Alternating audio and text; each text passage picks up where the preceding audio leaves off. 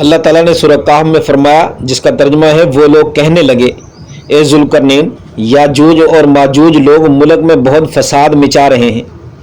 अल्लाह ताला का यह फरमान है। और आपसे ए रसूल जुल्करनैन बादशाह के मुतालिक ये लोग पूछते हैं, आप सल्लल्लाहु अलैहि वसल्लम फरमा दें कि इनका किस्सा मैं अभी तुम्हारे सामने बयान करता हूँ।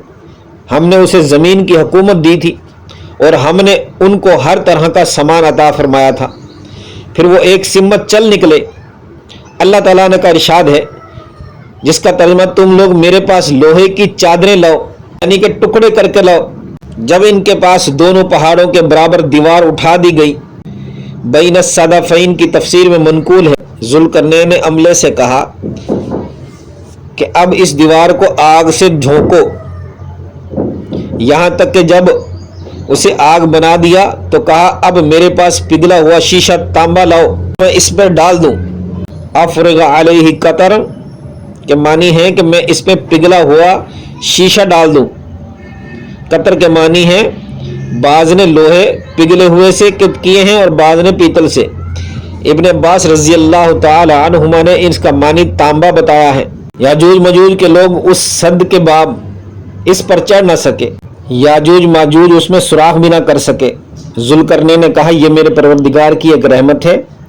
फिर जब मेरे परवरदिगार का मुकर्ररा वादा आ पहुंचेगा तो वो इस दीवार को जमीन दोज देगा। इससे मुराद वो ऊंट है जिसकी कुहान ना हो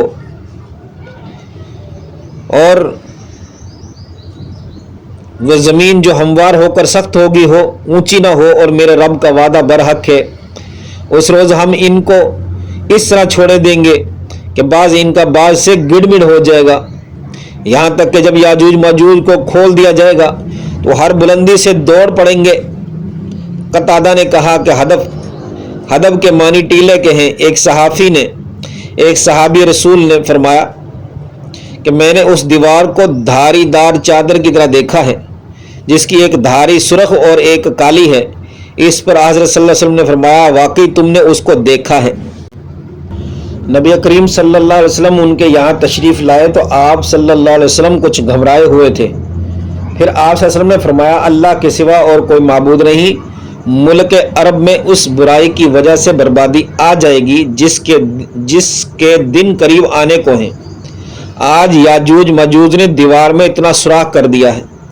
फिर हज़रत सल्लल्लाहु अलैहि वसल्लम ने अंगूठे और उसके करीब की उंगली से हल्का बनाकर बताया।